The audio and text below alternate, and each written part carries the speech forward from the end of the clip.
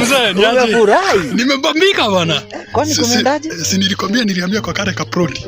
Huko chini. Huko chini. Alafu hapo kuna kanga kamkosti nilikutanga hapo. Kamkosti. Kamkosti sasa tukaanza kuongea hivi. Akaniambia kanataka mtu mwenyewe akona mapenzi ya dhati. Nikamwambia hiyo haina shida. Mimi mambo ya mapenzi ya dhati najua.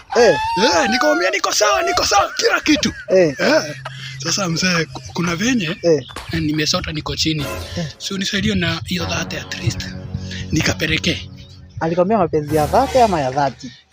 Ya dhati. Sasa wewe unataka tu dhati babu mzee, nimesoma venye nimesota. Unajua nimekwambia mimi nitakapea mapenzi ya dhati. Unajua saa hii kumekaa vibaya. Hiyo umemgarantii? Nimemgarantia 100%. Nikamwambia mapenzi ya dhati na mimi najua. Watu mzee, unajua yani wewe tu best.